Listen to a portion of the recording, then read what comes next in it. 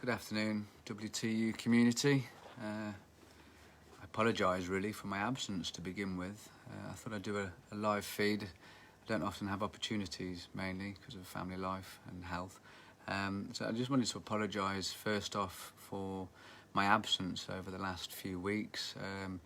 Some of you have noticed that I've kind of not been active online as much, and I have basically withdrew for a period of rest and recuperation and reflection, mainly induced by the last attack that I had online from trolls, as they're referred to affectionately. It was Dan Coleman, aka Dave Stevenson, who was, I wouldn't say it was constructive criticism of the WTU, because it was done in secret with me being blocked and done in a destructive manner. And it wasn't meant to be constructive for the WTU or even Seed Our Future or even Simper, as the post went out. And you know, these posts have impact. They feel like knives, especially after everything I've tried to do. And in addition to this Dan Coleman, Dave Stevenson, whatever his bloody name is, you know, there's been a whole pack of trolls headed out by this Russ Meeks chap, who has basically been systematically attacking me online at every opportunity. And if not me personally directly, but anybody who represents or associates with the WTU. Many of our members have been contacted privately. I've listed the pseudonyms, the fake profiles: Russ Meeks, Danksy Bristol, Bud Centennial Man, and Jeff Goldblum, and there's a Frida Johnson, Arthur Santos, that they're writing to people with deeply personal and lies about me and discrediting myself and the WTU movement. And this has been going on for 18 months to 2 years now, ever since I refused to give Russ Meeks the money that I had raised with the Crowd Justice fundraiser at that point. So this is how far back it's going. And you know, it's grown and grown and grown over the time. And we had our first group of 6,200 members removed and deleted, as many of you will know and feel the loss of still keenly, like myself. We attempted to rebuild, and that one also has been removed. Both times it was allegedly for selling dangerous and controlled goods, which WTU has had no involvement with whatsoever. And it seems often the day that we were closed down was often the same day that the rumours were being spread. So I'd have friends message me and say, look at this message that this person sent me, one of those pseudonyms I've just mentioned to you above. And on the same day, it would be the same day our groups were shut down, which is why that correlation isn't causation, granted, but it's highly coincidental, and I don't know if coincidences exist.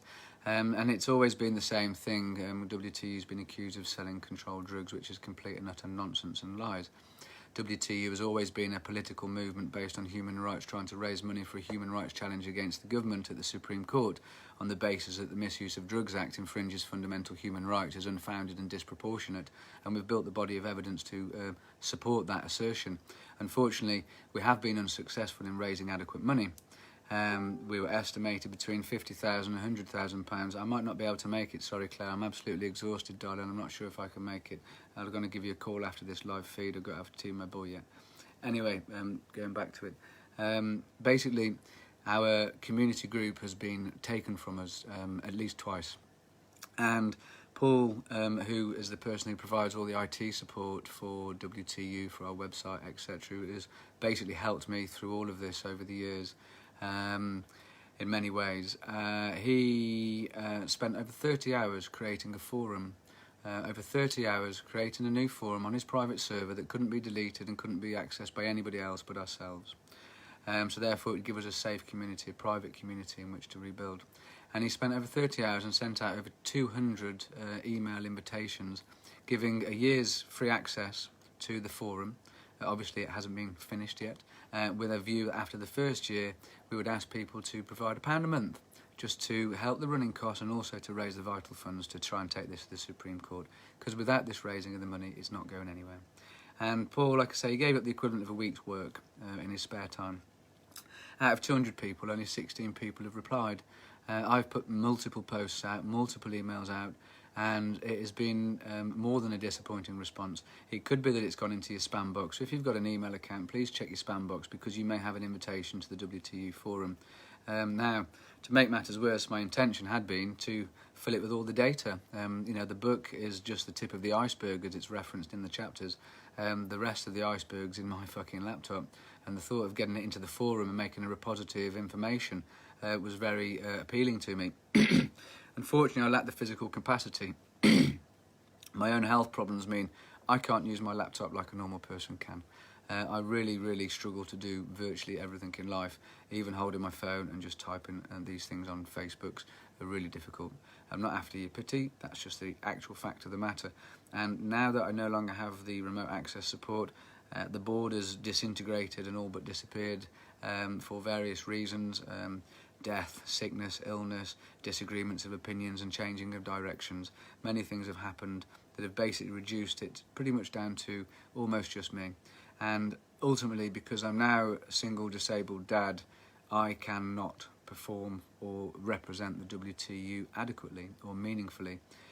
When I travel, I can't travel to London anymore to represent. I can't do these things because, well, my daughter has to come first and I have to be there at the school bus at 3 o'clock and all these type of things. So it's coming to the sad realisation that between these people systemically destroying everything we have built as a community, and also discrediting our fundraising efforts. We had an accountant that came out to try and vindicate me and go through all of the accounts because I haven't physically been able to manage them myself. I've got a box of receipts that I can't even put in order. This lady that was in our group that's now been shut down, I won't mention her name because she's been targeted, came forward and said, I'm a bookkeeper and accountant type thing, not registered accountant, but could help get the books in order. And that was brilliant, thank you very much. So we had a letter of engagement because we're all very professional and above board. Robert Jappy signed it off and everything, and this lady received all my bank account statements, all the PayPal, everything, right, because there's nothing to hide here. And she started processing them, and there were what they call queries crop up, because I used to pay the postage and packaging through my account and have to refund it because I can't afford to pay for the post and packaging. So I was having another member of our group, Ant, I'll just say a first name. He has been spending his time remote accessing, going through all my accounts, verifying that every penny that's gone in has been spent on post and packaging or petrol or whatever it was that's gone on. And spent many hours doing that already, but his own life has now come, so he hasn't got the time to do that at the moment. So the account was delayed, but to make it worse, this Russ Meagers and his crew have then contacted the lady who volunteered to help get our books in order, and started to tell her, like he has done many other people that they've contacted, all these terrible things about me and all the terrible things I do, stealing money, defrauding sick and dying people out of their money. She didn't swallow it, she wasn't believing it, and he became quite offensive, quite aggressive, and then blocked her. But then to make it worse, and this is the bit that really is beyond sinister, beyond reproach, this person then tracked down her on LinkedIn, found out who her employer was, phoned her employer and made the same allegations to her employer and told her that she was aiding and abetting me, a thief and a fraudster of sick and dying people. Obviously the employer raised this issue with our volunteer accountant, and she contacted me distraught. You know, what the fuck's going on, Phil? Well, I had to explain I'm being trolled by a group of people with these false allegations. I'm terribly sorry it's come to this. I never thought they'd ever do that.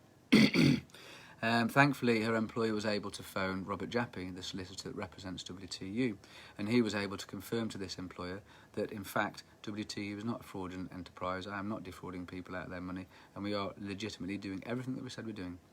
And that reassured the employer, and thankfully, the now no longer voluntary accountant still has her job, therefore still has her home and her family security, which she could have lost at the actions of this person phoning her employer just to cause harm to me and the WTU movement. And that to me is beyond reproach, sinister as fuck. And that isn't out of the goodness of their art. I mean, come on now. So anyway, long story short is the accountant felt they could no longer have their name attached to the WTU campaign. Therefore, the books haven't been finalised, and I can't publish the accounts to vindicate my name as it needed and intended. And this has been going on for far too many months, mainly because of health and disability and other time constraints. So what I've had, you'll see in the write-up here, I've had from Robert Jappy. He sent me the statement because the funds that have raised have been put into the solicitor's holding fund, and they're holding them. I've got the figures here, let me just read it. Obviously, it's not this year because we had the COVID issue that put a lockdown in, so this isn't like this year's fundraising, it's a bit like a year and a half. So I'm just going to, since we had the Crowd Justice fundraiser, which was the first element, and then we started raising our money independently because Crowd Justice take a percentage cut, so we were losing money by using Crowd Justice. Since then, we've raised £7,455 that was put into the solicitor's account, of which £1,800 paid for the barrister to review the evidence bundle that we curated previously. After that, they then told us about the security of costs, which has really screwed things up. We have to be able to provide security of costs in the event we lose. That leaves a total of £5,655 that's currently in the solicitor's holding account. Now, in addition, you may recall, because we were unable to raise adequate funds to go to court, Alan Buffrey, book publisher, a veteran campaigner, suggested that we publish the WTU evidence bundle into a book and released it on Amazon so that people could purchase it and raise money for the WTU campaign, with £3.36 from every book going into, or being kept for, the legal fund. The idea also being that this book could provide a potential challenge defence to anyone who might be getting victimised by this legislation. And it's a very detailed, there's a wealth of information, and so far 80 copies have been sold through Amazon. Alan Buffrey has sent me 20 authors' copies, which I've sent out 20 of those to MPs and influentials, of which I've heard absolutely nothing back whatsoever. But I haven't had the physical capacity to chase up because I can't. And another 10 or so have been bought at events like Product Earth, Paradise Gardens, Hemp Redemption. If you haven't been to those places, look them up, they're fantastic, by the way. And I think I have another 10 left at the end of my table. Alan's also sold, because other books have been created to raise money, Inside My Head and Other Hats. 238 copies of that have been sold. Thank you very much to everyone who's bought these books to try and support the cause. 160 books of Words of Weed and Wisdom have been purchased. Thank you very much to everyone who purchased those. And the WTU book, The Fight for Rights and the Freedom of Choice, a total 139 of those, but not all of those have been purchased from Amazon. Some of those have been authors' copies that we then distributed to people for their clubs or shops or to MPs. So in total, with the £400 that Alan Buffrey's holding for the money raised from the books, and also we have the PayPal account where people used to donate for merchandise, which at the moment has been paused, but some people did have monthly donating transactions. There's £367 held in there at the moment because I very recently emptied that account into the solicitor's fund. So that means in total now, with all funds in the different areas, £6,422 is what is in the WTU fighting fund.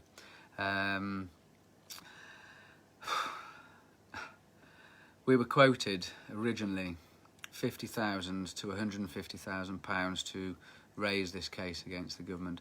What wasn't told us in the first consultations, or if it was, I didn't detect it or perceive it as at the time, but it was certainly made clear after the review of our case that you need to have security of costs. So not only do we need to have the money we need to pay our legal team, but we need to be able to pay the government's legal team if we happen to lose, which, as the solicitor said, it would be a very difficult case to win because you're taking on the full might of the state. And just carry on with that, my darling, I'm just live feeding. Full might of the state, and they can call on an army of QCs and barristers charging £650 an hour. You'll have to put it in the oven, Liv. I'm sorry, I'll be there in a minute. So in essence, they might need like £300,000 for their legal fees, which means there's like a ballpark figure potentially of £300,000 to £500,000 to take this case against the government, which, considering we've raised £6,422, and that's kind of like an 18-month period, it's not fucking happening, folks. Simple as that. I mean, when we had 6,200 people in the group, if 5,000 of us had donated £1.92 a week for the whole year, we'd have had £500,000. We would now be at the Supreme Court. But for one reason or another, that didn't happen. I don't entirely know the reasons. So So far that's been raised by monthly donations, which are depleting rapidly because I'm noticing lots of people cancelling the donations. This could possibly be due to the economic hardship that many of us are suffering due to the COVID crisis that's going on, or it could be because they're deciding to put their money on other horses, for want of a better metaphor. There's other horses on the track, they look like they've got a better chance of winning maybe, so they're taking their money out and put it on the other horse, which means this horse is definitely going to lose because no one's backing it anymore. And as people stop backing this horse drags further back in the race. It's a shame we can't keep supporting all the horses because then one of them might win. But long story short, after this 3-4 weeks of deep rest and reflection, I've even had people point out to me the words were, WTU's dead in the water. And I've come to the sad realisation that I think they're right. We have ultimately been unsuccessful in our aims. Part of our aims. We were successful in curating a body of evidence, but we've been unsuccessful in raising adequate money to go to court. And despite me and other people dragging our broken bodies around many, many events, we haven't attracted the corporate sponsorship required potentially to get us through the courts. And on that basis, I don't see how we can continue. And I feel that we have to acknowledge defeat. Flogging a dead horse is what springs to mind, and I feel like I'm the dead horse and I can't be flogged anymore. I don't know what it would take now, short of, as Robert put it, we need a wealthy benefactor to come in and fund the campaign, and despite all the letters and emails and efforts, we haven't got one coming. So my view is that with the tiny bit of money raised, if it was being held in crowd justice, what would have happened with crowd justice if the case didn't come to bear? The money would be distributed to cases of a similar kind. So my feeling is, because it doesn't seem we're going to be able to make it as a community, we have individuals in our community who are challenging the charges, some of whom are challenging the charges with the WTU and Seed Our Future informations. So on that basis, it makes me wonder if this money shouldn't be diverted to some of these cases. We've got Billy Bonds, for example. We've got Selena Angelstein, or Angel, as I feel like saying it because of the Spanish. We've got Trev Coleman, another chap, Marcus Conte. We've got quite a few people, right? And the sad fact is that £6,422 doesn't even fucking scratch the surface. However, I have heard of a judicial review being capped at £5,000. And I'm about to make inquiries with Robert when I have the catch-up call next week on Wednesday. How is it that another judicial review can be capped at £5,000 while ours is being given astronomical figures that makes it impossible for us to get justice? So it seems health, knowledge and justice are only available to the wealthy in the British Isles. You can have a basic level of health or knowledge and justice, but you can't get true meaningful unless you've got the cash to pay for it. In all this time of being investigating, researching, reading, people say, "Oh, you've been down around the rabbit hole, Phil." People call me a conspiracy theorist. In fact, I've been accused of being an anti-Zionist conspiracy theorist, and I had to look at what anti-Zionist meant because I didn't know what it meant. And it's very interesting what people think. And yeah, I have been down the rabbit hole. In fact, I've lived in the rabbit warren for the last 7 years because, well, I've been pretty much disabled, stuck in my house and not able to go anywhere else. And I have just been on my phone researching. I'll speak to you in a minute, Selena. And,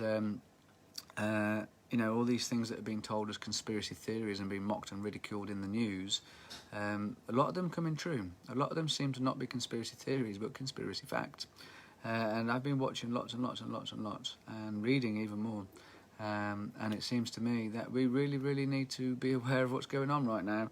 And this, to me, it's a globalist coup d'etat. And that means a coup d'etat is like a takeover. Normally it's when the army comes in and takes over the government by force and then runs the government. Franco did it. Went into the Spanish government as an army general, used his military might and overpowered the government and ruled Spain for 40 years. Well, instead of military might, we now have financial and corporate might, and it is financial and corporate might of some major wealthy globalist elites that, you might think I'm a conspiracy nut, perfectly fine. Come and read all the stuff I've read and then tell me what you think. We are owned and ruled by a tiny few people that are obscenely wealthy with money we cannot comprehend. And that's the other thing that I was watching, Bill Gates and Boris Johnson. Benevolent Bill and Jovial Johnson. I was watching them on the Green Summit, and the language that they were using, and Boris Johnson was saying, oh, we're going to put £200 million in for the green research and green future, and Benevolent Bill turns around and says, well, I'm going to put 400 million in. And Johnson was like, oh, I thought it was only 200 million. I'm going to have to go back and speak to Russia, see if I can get permission to get another 200 million and match your figure. Bear in mind, they can't give our nurses a proper pay rise. So, here they are banding around all these hundreds of millions, having wasted billions on track and trace and all kinds of things, right? Not to mention the contracts. And there they are talking about all these millions, hundreds of millions. And he being Johnson, identified to the room these people he'd invited to the summit, an investment summit, represented $23 trillion. $23 trillion of potential investment into the UK. And we can't even raise, well, we ain't even got 10 grand. So we ain't got a fucking open hell, have we, folks? Let's be honest and let's be realistic here. But aside from that minor detail of the obscene wealth and power that this room represented, as always, the language was most intriguing. Language is everything. They bind us all with their words. Their words are like spells, and it is like magic. And I'll explain that another day if you really want me to. But it was very interesting because our right honourable esteemed Prime Minister, God bless his soul, he started to explain to the audience that quite a long time ago, when he was a kid, in fact, when I was a kid, London was, I think it was fuelled by 86% coal. The electricity was made by 86% coal when he was a kid in London. And then in such and such a year, the coal production dropped a certain percentage. And then by this year, I think it was 8% of electricity is produced by coal in London. And he was saying, about 30 odd minutes later into the talk, he said, this isn't good enough. We need to turn away from this dirty carbon coal stuff. We need to go to green electricity, wind electricity. In fact, what he said was, we need to sacrifice a goat to the wind god Alias. And the presenter and Bill laughed, chuckled along. Oh. And they said, no, we need to sacrifice lots of goats. And he said, yes, he being Jovial Johnson. Jovial Johnson chuckled and said, yes, we need to sacrifice lots of goats. But we'll do it humanely. Which, I just listened to that and I thought that was very interesting. I just carried on, watching the telly. Went to bed, thought nothing more of it. Subconsciously, I was remembering Del Iron's post about kid, the word kid, that I'd seen about 6 weeks before, and about how the word kid, ties back to a juvenile goat, and a kid is a baby goat. And, if you listen to all these conspiracy nut jobs, the conspiracy nut jobs say that these elites that are ruling our world, they are, Masonic Satanists from the Illuminati.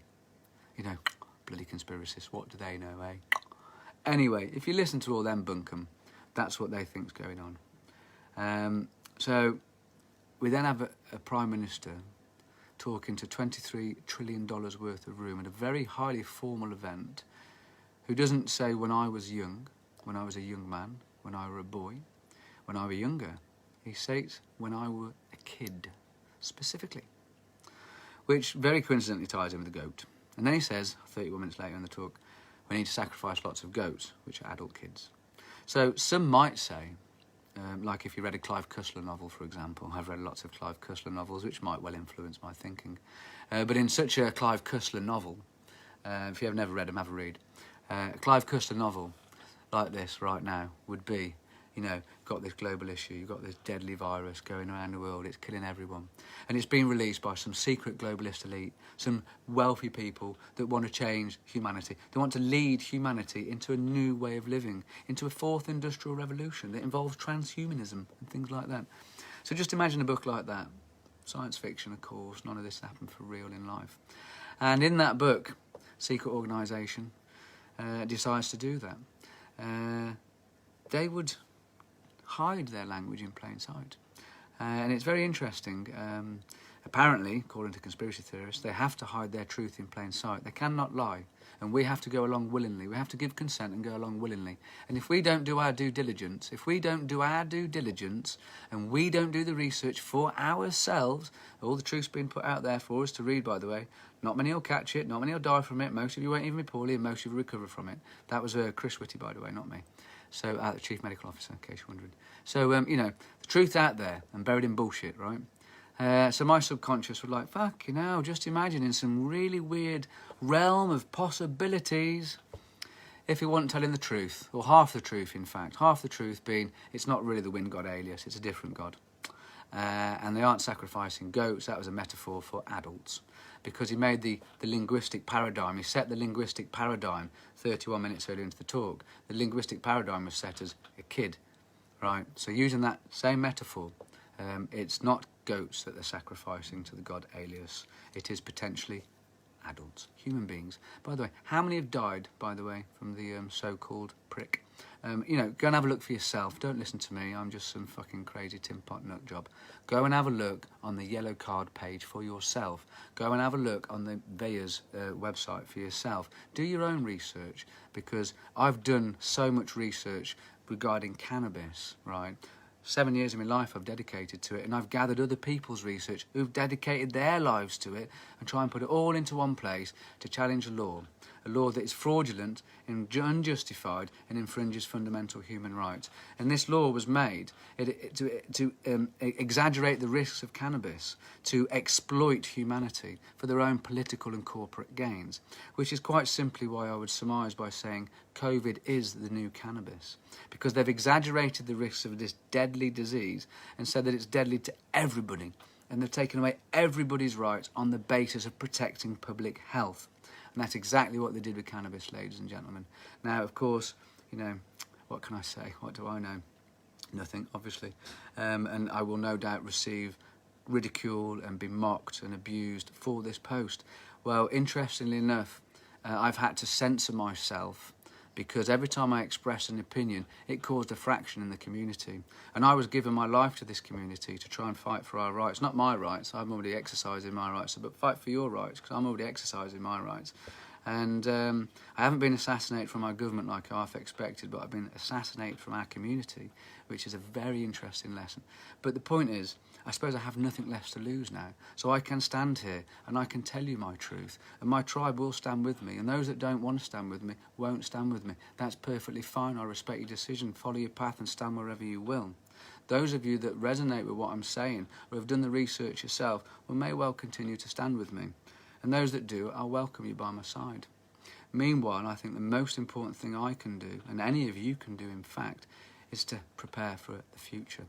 And I feel in my gut it is a bleak future, because these people, these corporate political elites that are ruling our lives through their dodgy deals have set up generational wealth for their offspring, while they've set up generational poverty for us plebs. So our children, grandchildren, great-grandchildren, they'll be paying the taxes for all these dodgy deals that haven't worked. And we've got things like murdering, bedazzling Matt Hancock that's literally killed off hundreds of thousands of elderly in the old folks' homes. That's not me, by the way, that's reported in The Independent. So don't take that to me, take that to the newspapers, by the way. It's all reported in the public domain, not my words, I'm just repeating what's in public. But now he's writing a book, how he saved the country from COVID. So history is written by the victors, and well, we shall see what is written. But I would say listen carefully and choose carefully what you believe. Don't believe anything I say. Don't believe anything I say. Go and research it for yourself, yeah? You go and get lost in the rabbit hole for a little while. Yeah, you might lose friends and family while you're down there. When you tell your truth, you might lose even more.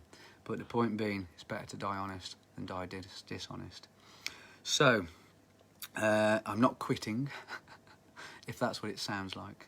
I am reevaluating the direction, not just for WTU, but my life, because I've sacrificed and given up enough, and now I should have maybe listened to all these other people before. It's not that I don't think we can win, but we have to win in a different way, which is why helping people with their cases, or in fact becoming a case, is the only way to do it. I say that with a little chuckle to my face because I was asked to do a financial assessment for my local council for my care package, and they asked me, how do you manage your pain? Well, I told them I cultivate cannabis for medical purposes. I turn it into tinctures and balms and butters. I make bum bullets and put it up my bum. I smoke it, I vape it. I do everything you can imagine with it. And they sat there dumbfounded. And I showed them my locked rooms, I showed them my equipment. And by the end of it, I then showed them my equipment list, how much VAT I've paid to the Treasury whilst I've been doing it. And then also, because they asked for me to provide receipts for medications not provided by the NHS. Well, I said to them, I'm terribly sorry, but drug dealers don't give receipts for cannabis, and I'm too poor for a private prescription, and the NHS won't give me what I'm eligible for. So I've had no choice but to provide it for myself. So I've invested my disability money into cultivation equipment, and I cultivate it for my own medical purposes. And what I have done is I've made an itemised list of how much it costs me to look after my own health needs independently. And I can give you the running costs of my water, my electric, my nutrients, and my seed, my soil. So I can't give you the cost of the seeds because that changes all the equipment. And the council was like, thank you for your honesty, Mr. Monk, and your openness, and for telling me that you're cultivating cannabis for medical purposes at home. And I've had a social services investigation. They've decided there's no safeguarding issue. And I'm still sat here. I've been told, carry on as you are, Mr. Monk. Right? Now, obviously, I made a calculated decision when I shared that truth. I didn't lie like I could have done. I could have lied to the council, I could have lied to social services, but I stood tall in my truth. Okay, I can back it up. I'm an able speaker. I'm quite fortunate in that respect, and I have a bookload of data to back up what I'm saying, and not everyone has that. But I stood by my truth, partly to try and get arrested. And it seems that they're going to leave me in peace again, which means be the change you want to be. Don't stop being the change you want to be. And when they come for you, stand up and defend yourself. Tell your truth. Don't let them bully you. Don't let them intimidate you. Don't let them terrorise you with their lies and their threats. Stand fast like little Selena does. And I can say little because I'm little myself. And such a little woman, such big courage, such soul. And no disrespect to anyone that gives into the terrorisation from the CPS. But stand in your power and just keep asking them to provide their evidence and providing our evidence for their lack of evidence. Anyway, it's my birthday today, so my son's waiting for me to go and have my birthday tea. I can't make the decision, Selena, going back to your £5,000 for your judicial review. I was referring to yours. You've mentioned it here, so I'll discuss it. Selena's barrister, being helped by Guy Cox, will see our future, by the way, wonderful man, very dedicated to the cause and justice.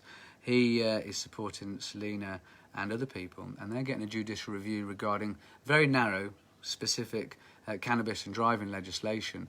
But theirs has been capped to £5,000, and that's the bit I've now got to go back to Robert Jappy and say, why can theirs be capped to £5,000 but WTU's can't? Because we are being prevented access to justice because we're poor. And I'm going to have that conversation on Wednesday. Personally, I'd love to just give you the money, Selena, so you could use it for your case. I can't because it's not my money. I have to email out all of the donors. If any reply, we'll go by what the replies are. I know there's other cases. I feel it could be divided out between other cases. It's so difficult to know. We could all just continue adding to this, making it a bigger pot of money so we can fight these cases even better. I'm open to everybody, really. One thing I'm not prepared to do is hand over WTU to other people, because I've seen in other organisations that have been handed over to other people how they've been corrupted, and I would rather see it finished than corrupted. So I'm putting it out to you all here, those of you that watch it. I'll wait for your feedback. I haven't made any decisions and nothing's cast in stone. All I know is we can't continue as we are. That said, I've had people daily the last few days, I've just been arrested, can you help me? I've just been arrested, can you help me? And anyone that comes to me with that question, they will have my time, and I will give them what help I am able, and I will put them to the knowledge that I have, that I would use if it was me being arrested. That's all I can do. And I won't stop doing that, and I'll continue doing that until no one phones me anymore. But raffing off things to try and raise this money is not happening. So we have to reevaluate and reconsider what we're doing. So I'm going to leave it there now. That's over to you guys. I've done fucking everything I can apart from walking into the local police station, and that's why I lost my wife. And that's I've had a lady in the group persuade me, don't do it, Phil, because I've been close to doing that again, right? That was what made her fucking walk out there. I'm going to go and hand myself into the police. What the fuck? I'm off! Right, long story short, let's not go into it, but that was the straw that broke the fucking camel's back. And I can't do it, but I've been on the brink. So, you know, over to you guys now. What are we going to do? How are we going to go forward? What is the future? Yeah, answer beneath. Answers on a postcard, or email, or messenger, or phone call. And before I finish, because I'm about to, I want to say thank you. Fucking, you know, so many people responded to my call for people to undersign to my letter and try to make this case. And I want to thank you all who responded. I want to thank you all who believed. I want to thank you all who contributed and supported in any way you can. For those who did everything they could to destroy us, well, may karma be delivered to you tenfold. But I believe in forgiveness, so I'm not going to spend my life all bitter and twisted. What is meant to be will be. It has been an interesting journey. I've made so many wonderful friends that I would never have met had I not been sick and disabled using cannabis and challenge these unjust laws. So I thank God for my affliction, and I thank God for all the people it's brought me into contact with, and will do, because it's not over yet. Yeah, thank you all. Love, light and peace. Massive respect. Don't give in, because this isn't giving in. This is reevaluating and being realistic, and we've got to figure out what the fuck we're doing, because this isn't working. Anyway, love, light and peace, folks. Keep your spirits high. Got to keep your spirits high.